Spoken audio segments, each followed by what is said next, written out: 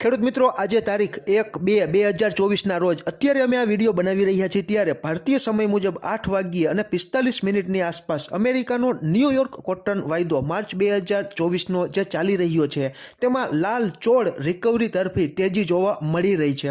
અત્યારે 1.01 સેન્ટના વધારા સાથે 86.18 સેન્ટની આસપાસ અમેરિકાનો ન્યૂયોર્ક કોટન વાયદો માર્ચ 2024નો રિકવરી સાથે આગળ વધી રહ્યો છે અને આની અસરને લીધે આપણી MCX કોટન કેન્ડી રૂની ગાંસડીનો વાયદો પણ 8:45 આસપાસ 880 રૂપિયા જેટલો વધીને 57,900ની આસપાસ અત્યારે આપણી રૂની ગાંસડીનો વાયદો પણ ચાલી રહ્યો છે।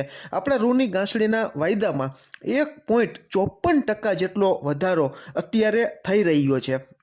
ખેડૂત મિત્રો, આપણે આશા રાખીએ કે અમેરિકાનો ન્યૂયોર્ક કોટન વાયદામાં ખૂબ સારી એવી ધકધકતી લાલ ચોળ રિકવરી તરફી તેજી બની રહે તો આની અસરને લીધે આપણી ઘરેલું રૂની ગાંસડીનો વાયદો પણ થોડો ઘણો વધે અને આને લીધે કપાસના ભાવમાં એક તેજી તરફી નવો માહોલ ઊભો થાય તો જે ખેડૂત મિત્રોએ કપાસ સાચવેલો છે તેવા ખેડૂત મિત્રોને સારા ભાવ મળે તેવી આપણે આશા રાખીએ છીએ। ખેડૂત મિત્રો, આ બાબતે તમારું શું મંતવ્ય છે તે તમે કોમેન્ટમાં જણાવી શકો છો અને ગામડેથી ઘણા બધા ખેડૂત મિત્રોના ફોન આવે છે કે પરાશરભાઈ, અમારે ત્યાં 1450 જેટલા 20 કિલોના ઊંચામાં ઊંચા સારા કપાસના ભાવો છે તે ગામડે બેઠા બોલાઈ રહ્યા છે।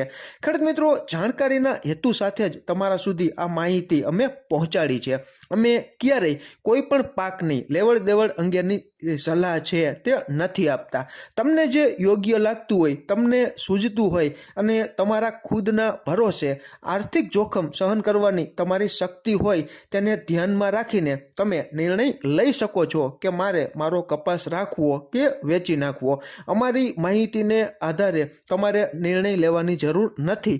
તમારા ખુદના ભરોસે તમે યોગ્ય નિર્ણય લઈને કપાસ રાખવો કે વેચી નાખવો તે બાબતે વિચારી શકો છો। ફરી જ મળશું નવી જ માહિતી લઈને નવા જ આવનારા વિડીયોમાં। ત્યાં સુધી આપ જોડાયેલા રહો, માહિતગાર બનો, આગળ વધો। આભાર ખેડૂત મિત્રો।